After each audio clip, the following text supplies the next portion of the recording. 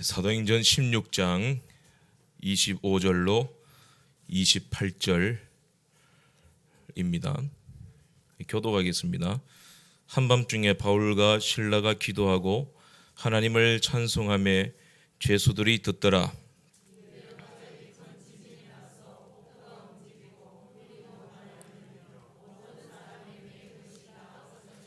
간수가 자다가 깨어 옥문들이 열린 것을 보고 죄수들이 도망한 줄 생각하고 칼을 빼어 자결하려 하거늘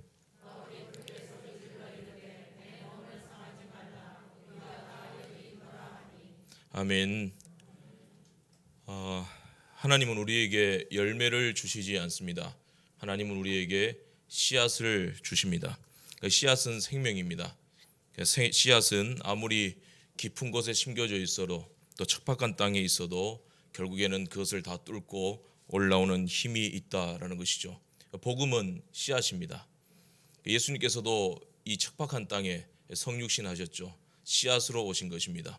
오셔서 장성하시고 자라셨습니다. 그리고 마침내 부활의 첫 열매가 되셨습니다. 우리 안에 복음이 심겨져 있죠. 복음의 씨앗. 우리 질그릇인데 우리가 이 보배를 예수 그리스도 복음의 씨앗을 이 질그릇에 담았다 말씀을 하고 있습니다. 우리 안에 복음이 있고 내 안에 예수 그리스도가 사십니다. 아무리 짓밟아도 그리고 깊이 고립을 시켜도 또 캄캄한 밤을 지나도 결국에는 우리가 예수 이름으로 모든 것을 다 이겨낼 수 있다라는 것이죠. 본문은 우리에게 매우 큰 소망을 주는 말씀입니다. 바울과 실라가 빌립보에서 복음을 전합니다. 매를 맞고 깊은 옥에, 성경 표현 그대로 깊은 옥에 갇히게 됩니다. 그리고 결박이 되게 되죠. 24절 말씀에 그 발을 착고에 든든히 채웠더니 그 25절에 근데 한밤중에 바울과 실라가 기도하고 하나님을 찬송하며 기적이 일어납니다. 한밤중인데 그 깊은 곳에서 기도하고 찬양을 했는데 하나님이 역사하시죠. 26절에 이에 갑자기 큰 지진이 나서 옥토가 움직이고 문이 곧 다 열리며 모든 사람의 매인 것이 다 벗어진지라. 할렐루야. 깊은 곳에 고립되셨습니까? 꼼짝할 수 없는 상황입니까? 억울하십니까? 감당할 수 없는 해석되지 않은 시련을 겪고 계십니까? 오늘 말씀이 기록한 대로 옥문들이 다 열리고 매인 것이 벗어지는 하나님의 구원의 역사를 보시기를 간절히 바랍니다. 제가 오늘 말씀을 준비하면서 주일학교 때 배운 찬양이 생각났어요. 싹트네라는 거예요. 이걸 제가 읽을까 그러다가 시인도 아니고 그러니까 부르기로 했어요. 노래를 싹트네 싹터요 내 마음의 사랑이 싹트네 싹터요 내 마음의 감사가 기쁨이 복음이 할렐루야. 싹이 트야 됩니다. 싹이 틀 수밖에 없죠. 한밤중에도 싹은 트는 겁니다. 깊은 감옥 속에 복음의 싹이 트는 역사를 오늘 본문에서 만날 수 있습니다. 죄수들이 그 깊은 곳에서 하나님의 구원을 봅니다.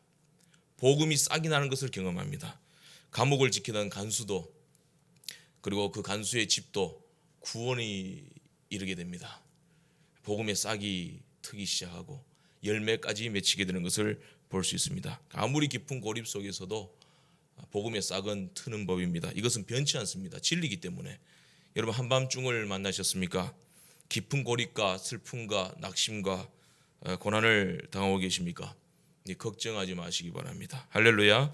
하나님의 능력이 우리 안에 역사하고 있습니다. 싹 트네 싹 터요. 복음의 싹이 트고 하나님의 능력으로 다시 일어서게 된다라는 것이죠. 복음의 싹이 틀 때 믿음의 사람들이 겪어야 할 수고가 있겠죠. 바울도 물을 주고 바울도 심고 아볼로가 물을 주고 또 하나님이 자라게 하시잖아요. 믿음의 사람의 수고가 있습니다. 뭐냐면 첫 번째로 묵은 땅을 기경해야 됩니다. 사도행전 16장은 바울의 2차 전도 여행의 서막을 알고 있는 장이죠. 12절에 보면 바울이 빌립보에 이르게 됩니다. 빌립보는 마게도냐의 첫 성이자 마게도냐에서 가장 큰 성읍이에요. 로마의 식민지죠. 이 빌립보라는 이름은 그 알렉산더 대왕의 아버지 필립이죠. 필립의 이름을 그대로 따서 붙인 이름이에요. 빌립보, 빌립보. 이 마게도냐는 정치와 경제와 문화의 중심지가 되는 큰 도시입니다. 모든 문화나 장사나 사업이나 무역은 이 빌립보를 거쳐서 가야 되는 것이죠. 그곳에서 바울은 첫 번째로 믿음의 동역자를 만나게 되죠. 여성 사역 동역자 루디아를 만납니다. 자주장사. 그러니까 로마의 시저는 보라색 옷을 입었어요. 그리고 로마의 고위 간부들은 자색 옷, 붉은색 옷을 입었습니다. 이 붉은색 옷이라 그러면 아주 고급 원단이에요. 실크. 그러니까 루디아는 재력 있는 사람이에요. 그 사람을 만나서 복음을 전했습니다. 사도행전 16장 말씀은 하나님이 그 마음을 여셨다는 말씀이 반복돼서 나와요. 하나님이 루디아의 마음을 열어서 복음을 받게 하시고 루디아뿐만 아니라 루디아 온 집이 구원을 받게 됩니다. 그 은혜를 받자마자 루디아는 15절 말씀 보게 되면 자기 집을 즉시 예배당으로 제공을 합니다. 15절 하반절에 내 집에 들어와 유하라 하고 강권하며 머물게 하니라. 자기 집을 교회로 내어주게 된 거죠. 빌립보 교회가 서게 되는 것이죠. 그리고 가장 큰 문제가 해결된 겁니다. 예배의 처소가 해결되었으니까, 교회 건축 거저 얻었으니까. 그런데 한 가지 또 큰 문제를 부딪힙니다. 교회가 세워졌습니다. 이제 복음을 전합니다. 뭐가 남았습니까? 영적 전쟁을 치러야 됩니다. 여호수아서와 같은 거예요. 가나안 땅에 들어가야 됩니다. 하나님이 주셨습니다. 뭐가 남았습니까? 싸워야 됩니다. 영적 전투입니다. 전쟁인 것이죠. 예배의 처소가 생긴 다음 나가서 이제 빌립보라는 우상의 도시, 사탄의 그 영향을 받고 있는 이 도시에서 치열한 영적 싸움을 피 흘리면서 하라는 거예요. 마침 사탄이 먼저 공격을 해옵니다. 항상 사탄은 먼저 공격해 들어와요. 16절 말씀에 우리가 기도하는 곳에 가다가 점치는 귀신 들린 요정 하나를 만나니 점으로 그 주인들에게 큰 이익을 주는 자라. 점치는 귀신 들린 한 여인을 만납니다. 사탄이 먼저 싸움을 걸어오게 되는 것이죠. 근데 이 점치는 여인에게는 주인이 여러 명이 있었어요. 주인들을, 그러니까 이 여자를 이용해서 돈을 버는 사람들이 몇 명이 되었던 것 같습니다. 큰 이익을 주었다. 큰 사업이에요. 동업을 하는데 큰 사업이에요. 지분을 다 가지고 있는 거예요. 대기업인 거예요. 이 점치는 여자가 바울과 실라를 따라오면서 괴롭히죠. 17절 말씀에 그가 바울과 우리를 따라와, 이 우리를이라고 표현한 것은 누가를 말하는 겁니다. 누가가 같이 있었는 거예요. 사도행전의 기자 누가가 우리를 따라와 소리질러 이르되 이 사람들은 지극히 높은 하나님의 종으로서 구원의 길을 너희에게 전하는 자라. 사탄은 예수가 진리인 줄 알아요. 어떻게 구원받는 길을 알아요. 하나님 말씀의 능력도 알고 하나님의 높으심을 알아요. 그래서 야고보서 말씀에 보게 되면 너희가 하나님이 한 분인 줄을 아느냐 잘 하는도다. 귀신들도 믿고 떠느니라 그랬습니다. 귀신들은, 사탄은 어떻게 하면 구원받는지 알아요. 하나님의 사람도 알아봐요.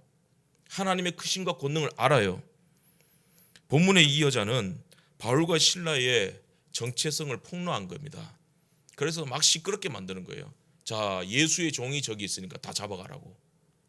저 사람 두 사람이 오게 되면 이 도시가 안 된다고, 사업도 안 된다고, 예수로 물들게 된다고, 큰 일이 일어난다, 제거하라 이 말이에요. 따라오면서 소리를 지르는 거예요.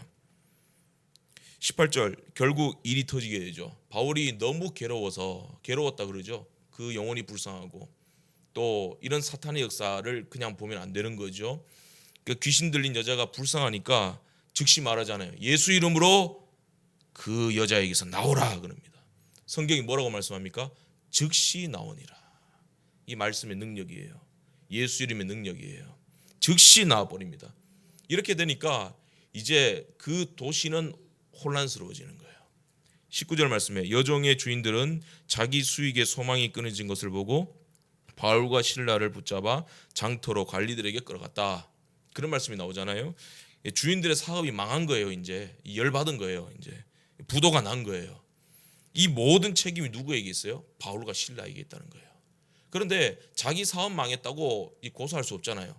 그러니까 프레임을 씌우는 거예요. 죄명을 씌우는 거예요. 일단은 장터로 끌고 갑니다. 이 장터라는 말은 구약에 보면 성문이라 보시면 돼요. 그러니까 이제 광장입니다.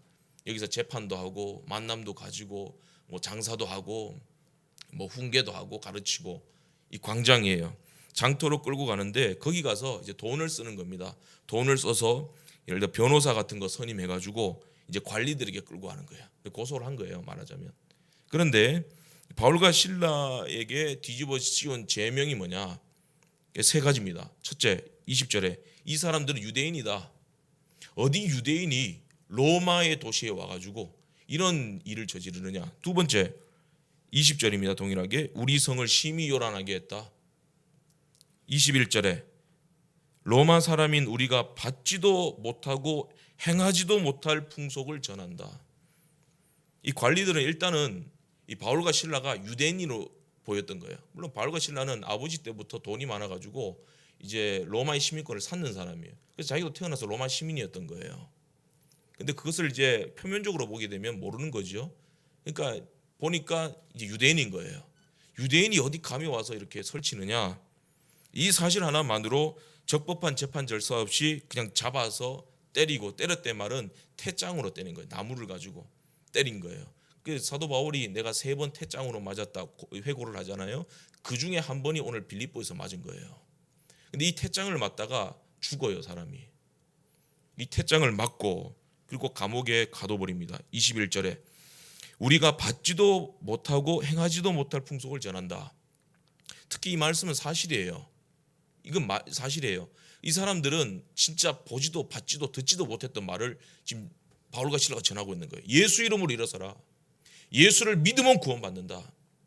듣지도 보지도 받지도 못한 교육입니다. 풍속입니다. 어떻게 귀신 들린 자가 나음을 얻느냐 이 말이에요. 귀신이 떠나가냐 이 말이에요. 귀신들도 어떻게 예수의 이름 앞에 복종하느냐 이 말입니다. 이 빌립보 사람들 입장에서는 충격인 거죠. 이런 일이 일어날 수가 있나. 이 빌립보라는 우상의 도시, 사탄의 나라의 질서가 깨져버린 겁니다.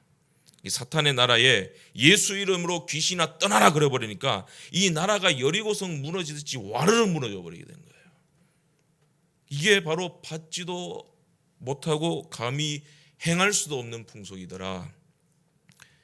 지금 이게 뭘 말씀하는지 아시겠죠? 복음의 씨가 들어가게 되면 그 땅이 뒤집어집니다. 사탄의 나라의 질서가 깨져버립니다. 특히 사탄은요, 돈을 써가지고 만몬을 써가지고 사람들을 통제합니다. 사탄은 딱 두 가지입니다. 통제, 돈이에요. 사탄은 통제합니다. 근데 통제하는데 이 통제하기 위해서 사람들이 제일 쉽게 통제되는 것이 돈이에요. 그래서 사탄은 돈의 손해를 보게 되면 눈이 뒤집어져 버립니다. 성경을 보시면 돼요. 사탄의 나라는 곧 돈의 나라예요. 돈의 나라. 돈으로 움직이는 나라. 말씀에 씨가 들어가니까 점치는 여자에게 들렸던 귀신 떠나가고 사탄의 나라에는 큰 손해가 생기게 되고 돈이 떨어지게 되고 사탄의 나라 국고에 큰 손실이 생기게 된 거죠. 부도가 난 거예요. 이제 비상사태, 국가 부도 위기를 맞이하게 된 거죠. 이게 진리입니다. 예수님께서도 마태복음 10장 34절입니까? 거기 말씀하고 있어요. 내가 이 땅에 온 목적이 뭐냐? 검을 주러 왔노라. 복음의 씨가 들어가게 되면 땅이 뒤집어지는 거예요. 기경되는 거예요. 복음이 들어가면 개혁이 일어난다. 메마른 땅이 기경이 된다 이 말씀입니다. 여러분 사탄은 이 위력을 알고 우리 안에 있는 씨앗을 빼앗으려고 그러는 거예요. 마태복음 13장에 길가에 떨어지니까 기경이 되지 않으니까 새가 물어가 버립니다. 사탄이 그 말씀의 씨를 물어가 버립니다. 그렇게 하는 거예요. 들리지도 않게 만들고 교만하게 만들고 오해하게 만들고 속게 만들고 속인 사람보다 더 나쁜 사람은 속은 사람이에요. 사도 바울도 그러죠. 스스로 속지 말라. 그 왜 속아요? 내가 이럴 줄 몰랐습니다. 나는 그 말을 믿었습니다. 그것만큼 나쁜 게 없어요. 그 왜 몰라요? 그걸 보면 알아야지. 그게 단단한 마음이에요. 무지한 거예요. 잠언서에 말씀하잖아요. 여호와를 경외하는 것이 지식의 근본이요 명철하신 거룩하신 일을 아는 것이 명철이니라. 왜 지식과 지혜와 명철이 없냔 말이에요. 하나님을 모르기 때문에, 말씀을 모르기 때문에, 하나님을 경외하고 두려워하지 않기 때문에 모르는 거예요. 명철이 없는 거예요. 지혜가 없는 거예요. 그래서 속는 거예요. 그러니까 그 변명되지 않습니다. 속지 마십시오. 어떠한 방법으로도 속지 마십시오.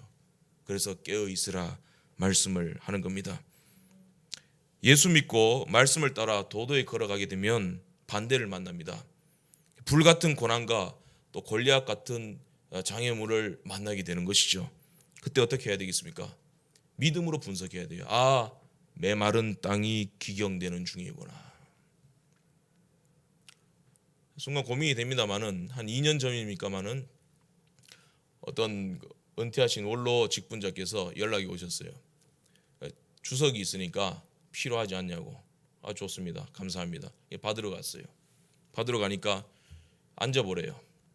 앉아서 이제 네 분인데 저보고 설교 왜 그렇게 하냐는 거예요. 설교 그렇게 하지 마세요. 담임 목사님을 자꾸 높이지 마세요.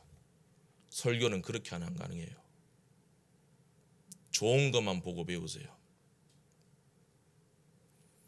제가 뭐라고 말해야 되겠어요? 누구님, 교회를 바로 하셔야 됩니다. 그러면서 하시는 말씀이 언젠가는 두 편 중에 한 편에는 서야 될 날이 올 것입니다. 그래요.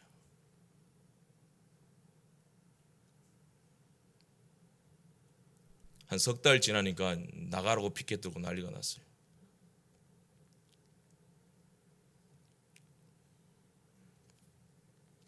말씀이 들어가면요, 사탄의 나라는 난리가 나는 거예요. 뒤집어집니다. 여러분, 땅이 기경되니까 바울과 실라가 깊은 옥에 심기어집니다. 사도 바울과 실라가 복음을 전하니까 감옥에 갇힌 것 같잖아요. 깊은 옥이라 그랬잖아요. 이게 갇힌 것이 아니라 하나님이 심어 놓으신 거예요. 씨앗으로 심어 놓으신 거예요. 그 깊은 감옥과 한밤중에서도 복음은 싹 튼다. 내가 계획하는 일이 있다. 나의 주권으로 이룰 열매가 있다. 그것을 말씀하고 있는 겁니다. 여러분, 억울한 일을 만나셨습니까? 깊은 고립을 만나셨습니까? 혼란스러움을 만나셨습니까? 뒤집어 파봐야 그 안에 돌이 들었는지 썩은 시체가 들었는지 나올 거 아니에요. 여러분, 당황하지 마십시오. 하나님이 일하시는 중입니다. 기경되는 역사가 일어나기를 간절히 바랍니다. 두 번째로, 마음의 정원을 찬양으로 단장하라라는 겁니다. 우리 마음은 정원입니다. 그래서 어떻게 가꾸느냐에 따라서 우리 마음은 사막이 될 수도 있고, 또 우리의 마음의 정원은 에덴 동산이 하나님의 동산이 될 수도 있는 거예요. 관리의 문제다라는 겁니다. 고린도후서 4장 16절에 이런 말씀을 합니다. 우리의 겉사람은 낡아지나 우리의 속사람은 날로 새로워지는도다. 여러분, 뭐 겉사람은 후패하겠죠.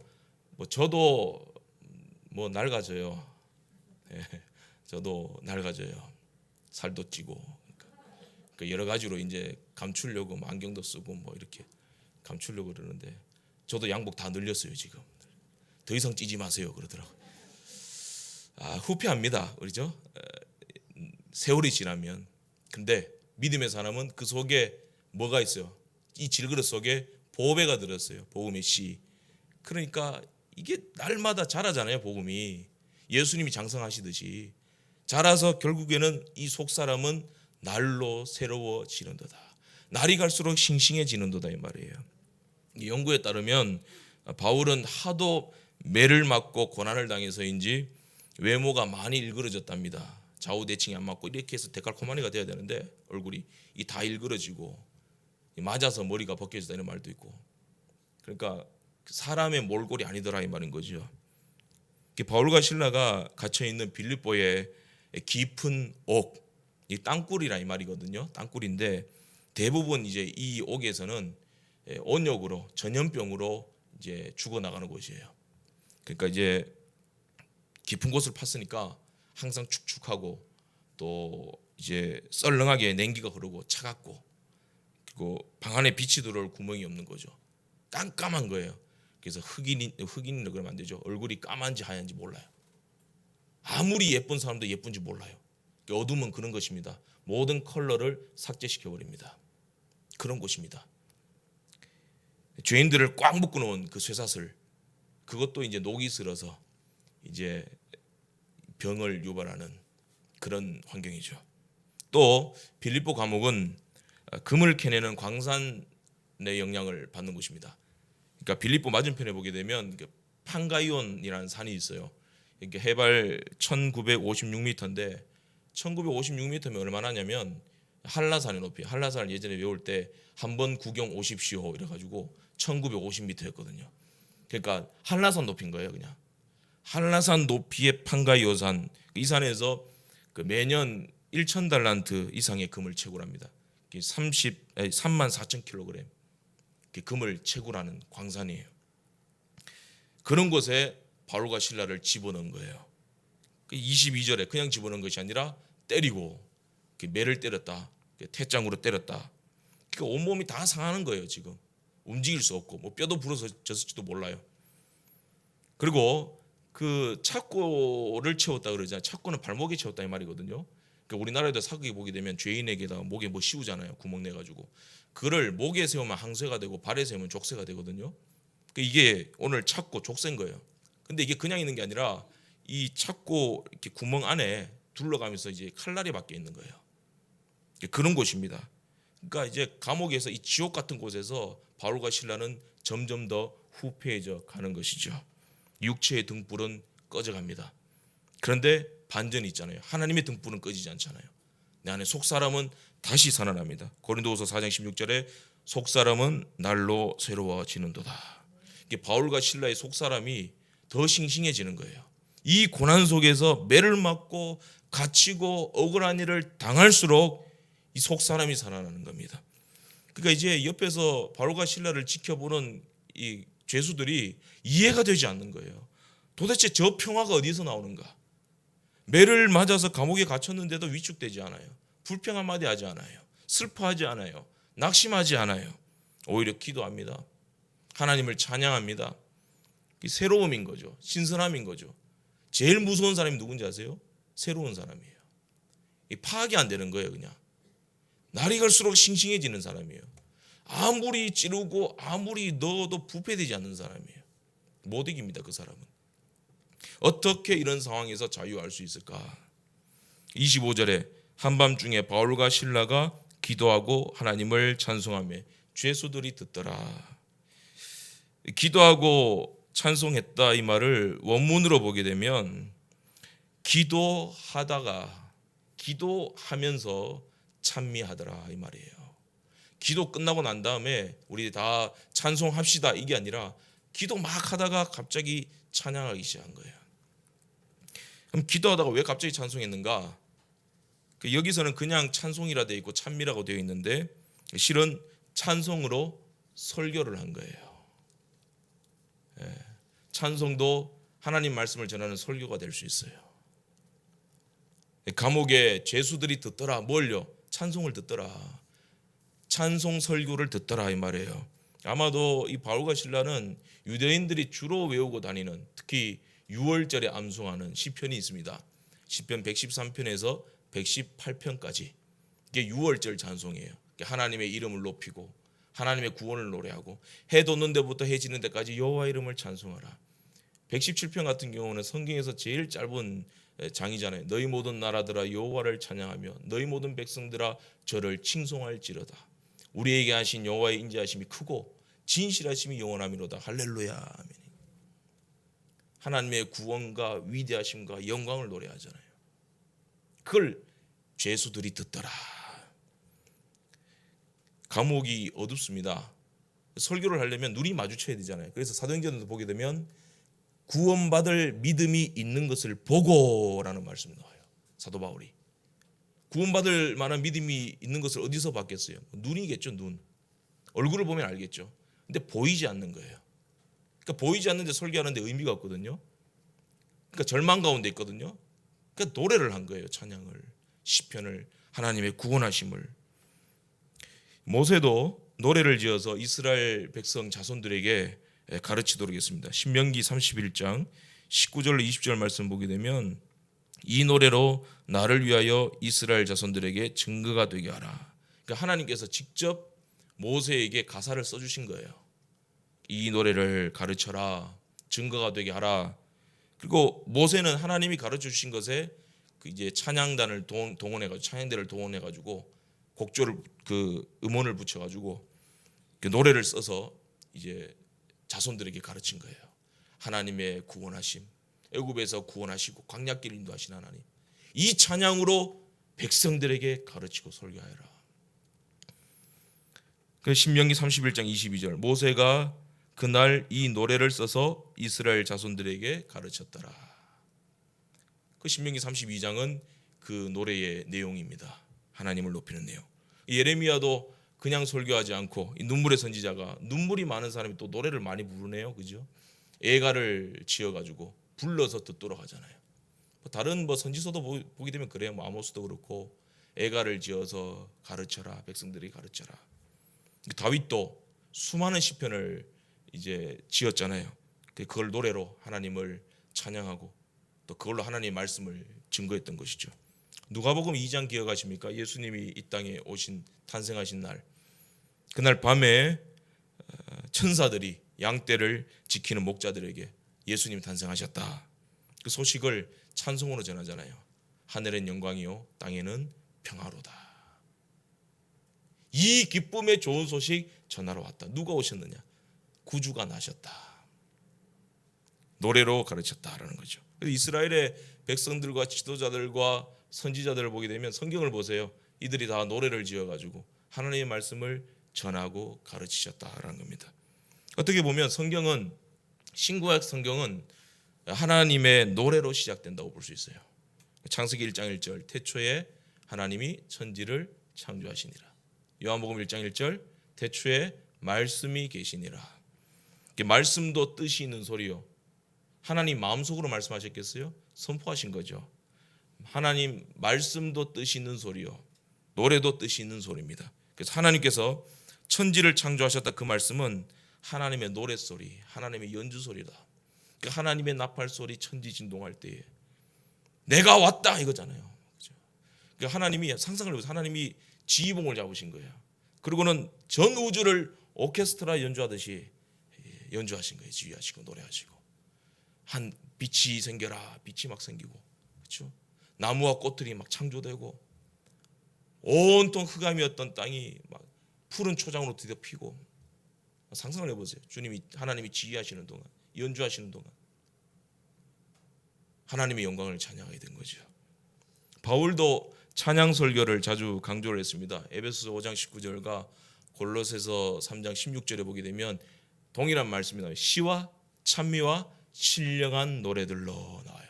그러니까 시는 줄을 잡아당긴다는 뜻인데 찬양의 가사를 말합니다. 시편, 글, 가사. 그리고 찬미는 그 가사에다가 이제 곡조를 붙인 거예요. 음악이 되는 거죠. 노래가 되는 거죠. 그럼 신령한 노래는 뭐냐? 이 시와 찬미를 불렀을 때 나타나는 능력입니다. 그게 신령한 노래입니다. 찬양할 때, 찬양으로 설교할 때, 하나님의 말씀을 노래할 때 신령한 능력이 나타난다. 구원의 열매가 맺힌다. 하나님의 구원의 역사를 보게 된다. 그 말씀을 하는 겁니다. 오늘 본문을 보겠습니다. 바울과 실라가 빌립보 감옥에서 기도하면서 시와 찬미를 불렀더니 이 시와 찬미가 뭐가 되어버렸습니까? 신령한 노래가 되어버립니다. 거룩한 능력이 나타납니다. 하나님의 구원의 역사가 일어나게 된 것입니다. 죄수들의 마음이 열리죠. 듣더라 들은 거죠. 열린 거죠. 지진이 일어나고 옥물이 열리고 착고가 풀리고 하나님의 구원의 역사가 일어나게 되었다는 겁니다. 여러분, 우리의 마음의 정원을 하나님의 말씀, 하나님을 노래하는 찬양으로 단장할 수 있는 저와 여러분들 다 되시기를 바랍니다. 마지막으로 열매가 맺힐 때까지 기다리라 라는 것입니다. 26절을 보게 되면 바울과 실라가 기도하고 찬미를 했을 때 갑자기 큰 지진이 나서 옥토가 움직이고 문이 곧 다 열리며 모든 사람의 매인 것이 다 벗어진지라 말씀을 하죠. 죄수들이 기이한 광경을 목도합니다. 이 문이 다 열려버렸잖아요. 죄수들은 어떻게 해야 될까요? 와, 자유다. 도망칠 것 아니에요. 그런데 도망치지 못합니다. 너무 두려우니까. 하나님의 손을 봤으니까. 이게 어떻게 된 일인가? 도대체 무슨 일이야 이게? 바울과 실라 역시 도망쳤습니까? 내가 우울하게 갇혔는데 하나님이 열어주셨나 보다. 베드로처럼 쪼르르 달려나갔어요? 그렇게 급하니까 베드로가 아무리 예수님 따라다니는데 베드로 전후서 2개밖에 못 썼지, 그죠? 그러니까 바울은 인내하잖아요. 글 쓰고 13편이나 쓰잖아요. 뭐 꼭 그런 건 아닙니다. 그죠? 그러니까 이제 쪼르르 달려나가지 않고 기다립니다. 바울과 실라가. 하나님이 열어주셨다. 구원을 베푸셨다. 그런데 나보고 도망치라고 그런 게 아니다. 뭔가 뜻이 있다. 지켜봅니다. 기다립니다. 근데 그때입니다. 27절에 간수가 자결하려 합니다. 그러니까 베드로는 쪼르르 달려나가 버렸잖아요. 그러니까 간수들이 다 처형당했잖아요. 뭐 그런 내용을 알았겠죠. 간수가 이제 나 죽었다. 베드로가 그랬더니 나도 죽었다. 근데 바울이 뭐라 그래요? 28절에 바울이 크게 소리질러 이르되 네 몸을 상하게 하지 말라. 우리가 다 여기 있노라. 얼마나 신사합니까 이거? 그죠? 바울과 실라가 기다린 겁니다. 결국 어떻게 됐습니까? 열매가 맺히게 되죠. 간수 살리고, 그리고 간수도 예수 믿고 구원받게 되고, 주 예수를 믿으라. 그리하면 너와 내 집이 구원을 얻으리라. 간수의 온 집이 구원을 얻습니다. 구원의 열매가 맺히잖아요. 바울과 실라의 설교와 찬송을 죄수들이 듣더라. 간수의 가족들만 들은 것이 아니라 죄수들도 들었습니다. 분명히 예수 믿었을 거예요. 하나님의 능력을 보았을 겁니다. 이 놀라운 구원의 열매를 맺게 하시기 위해서 바울과 실라를 우상의 도시 빌립보에 심으시고 깊은 감옥에 심으신 것입니다. 고난이 아니죠. 절망이 아니죠. 하나님의 구원을 위하여, 그 열매를 맺게 하시기 위하여 바울과 실라를 씨앗으로 심어 놓으셨다라는 겁니다. 그리고 37절에 바울과 실라는 자신들이 로마 시민임을 밝힙니다. 우리가 누군 줄 아느냐? 로마 시민이야. 로마 시민. 누군 줄 알고 감히 나를 건드려? 감히 나를 고소해? 상관들이 벌벌 뜹니다. 죄가 없으니까. 로마 시민이니까. 공권력은 이때 사용하는 거예요. 억울해도 참고 참는 거예요. 참고 하나님의 때와 열매를 기다리다가 마지막에 뒤집는 거예요. 히든 카드는 마지막에 쓰는 겁니다. 프랑스에서 태어나 미국으로 귀화한 청년이 있었습니다. 필라델피아의 어느 회사에서 근무하고 있을 때 토요일에 사장이 직원들을 다 불러놓고 지금 배가 들어왔으니까 내일 아침에 주일날 나와서 화물을 내리는 수고를 좀 해야 되겠다. 급한 일이니까 아무리 주일이라도 다 나와서 도와주기를 바란다. 그래서 이 청년이 앞으로 나오더니 죄송합니다마는 내일 저는 교회 가야 됩니다. 그러니까 왜? 그럼 내가 너 해고할 수밖에 없다. 그랬더니 죄송합니다. 해고해도 어쩔 수 없습니다. 연세 많으신 어머니를 모시고 저 멀리 예배당까지 가서 예배 드려야 됩니다. 그때 사장은 그럼 할 수 없지 뭐. 너는 오늘부터 해고다. 해고당했습니다.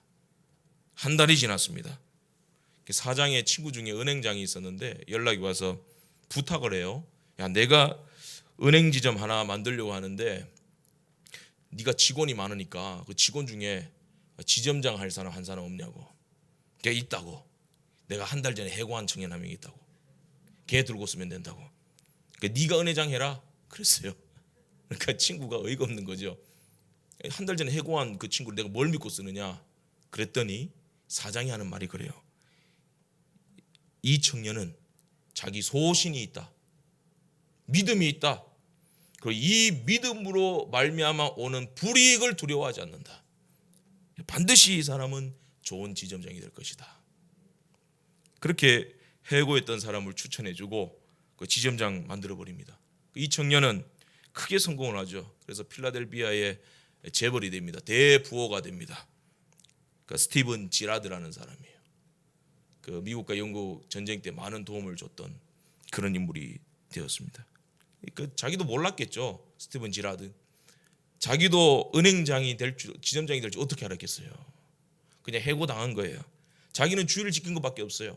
소신을 지키고 신앙 고백한 것밖에 없어요. 해고된 것밖에 없어요. 근데 한 달 뒤에 자기가 지점장이 될 줄은 꿈에도 몰랐는 거예요. 장차 필라델피아의 대부호가 될 것이다. 상상도 못할 일이었습니다. 오늘 바울과 실라를 보십시오. 복음을 전하다가 따라오는 불이익을 두려워하지 않습니다. 소신을 지킵니다. 믿음을 지킵니다. 하나님의 복음을 전합니다. 바른 말씀을 전합니다. 그리고 옥에 갇힙니다. 그러나 기적을 봅니다. 여러분 고립되셨습니까? 온통 캄캄함과 낭떠러지 뿐입니까? 낙심하지 마세요. 너무 억울해하지 마세요. 아직 모릅니다. 여러분 아직 모릅니다. 우리 가정도 아직 모릅니다. 우리 교회도 아직 모릅니다. 이 나라가 끝난 것 같아요? 이 세대에는 소망이 없는 것 같아요? 아직 모릅니다. 하나님이 어떻게 일하실지 모릅니다. 하나님이 이 모든 상황을 다 기경하실 것입니다. 오직 잠잠하고 기도하고 찬양할 것입니다. 하나님의 때를 기다릴 것입니다. 거기에 홍해가 갈라지고 감옥의 문이 열리는 기적을 보게 될 것입니다. 기도하겠습니다.